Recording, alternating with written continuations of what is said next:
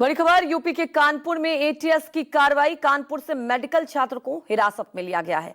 Doctor Shaheen के संपर्क में था डॉक्टर मोहम्मद आरिफ। 4 महीने पहले जम्मू कश्मीर से ट्रेनिंग के लिए आरिफ आया था। तो बड़ी खबर आपको बता दें, यूपी के कानपुर में एटीएस की बड़ी कार्रवाई। दिल्ली ब्लास्ट को लेकर लगातार कार्रवाइयां की जा रही है। कानपुर से मेडिकल छात्र को हिरासत में लिया गया है।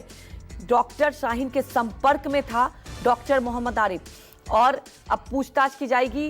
बताया ये जा रहा है कि जम्मू कश्मीर से 4 महीने पहले ही ट्रेनिंग के लिए आया था और अब यूपी के कानपुर में एटीएस ने बड़ी कार्रवाई की है। हमारे सहयोगी मानस श्रीवास्तव हमारे साथ लाइव जुड़ चुके हैं। मानस, लगातार कई कड़ियां जुड़ते जा रही है और ये डॉक्टर का ये इतना बड़ा टेरर नेटवर्क लगातार सामने आ रहा है। अब और क्या अपडेट, क्या खुलासे हुए हैं? डॉक्टर आरिफ की भी गिरफ्तारी।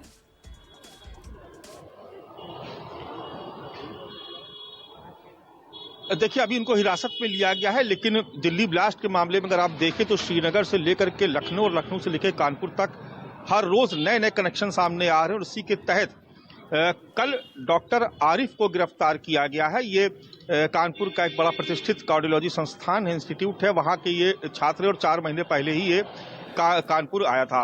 अब इसकी गिरफ्तारी, इसकी जो उनको जो हिरासत में लिया गया है वो इस लिहाज से लिया गया है कि जब डॉक्टर शाहीन का जब डिजिटल डेटा खंगाला जा रहा था, जब मोबाइल नेटवर्क, मोबाइल की डिटेल्स उसकी खंगाली जा रही थी, तो एक नाम जिससे बार बार संपर्क स्थापित हो रहा था, चाहे वो टेलीग्राम के जरिए हो, चाहे वो व्हाट्सएप के जरिए हो, चाहे वो इंटरनेट के जो दूसरे माध्यम उसके जरिए हो, तो वो बार बार डॉक्टर आरिफ का नाम सामने आ रहा था। और उसी कड़ी को जोड़ते हुए जब डॉक्टर आरिफ तक जब एटीएस की टीम पहुंची तो उस वक्त उनसे पूछताछ की गई, उसके बाद हिरासत में ले लिया गया।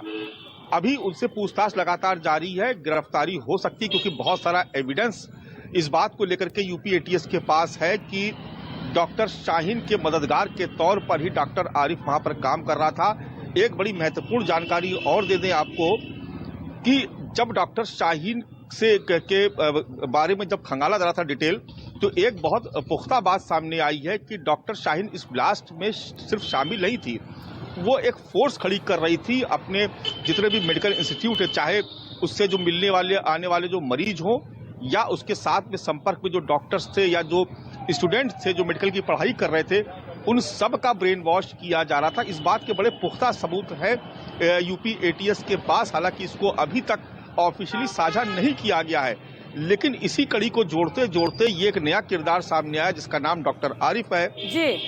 ये कानपुर के ही कार्डियोलॉजी इंस्टीट्यूट का छात्र है। मानस, कई कड़ियां सामने आ रही है। हमारे साथ जुड़ने के लिए आपका बहुत बहुत शुक्रिया। दिल्ली कार ब्लास्ट में आखिर आतंकियों ने किस विस्फोटक का इस्तेमाल किया, इसकी गहनता से जांच की जा रही है, लेकिन जिस तरह मृतकों की पोस्टमार्टम रिपोर्ट में विस्फोटक का कोई निशान नहीं मिला, उससे कई सवाल उठ रहे हैं कि आखिर ऐसा कौन सा विस्फोटक था जिससे इतनी भयंकर तबाही मचाई गई कि कई बॉडी छत बिछत हो गए और शवों की चीथड़े 200-300 मीटर दूर जाकर गिरे।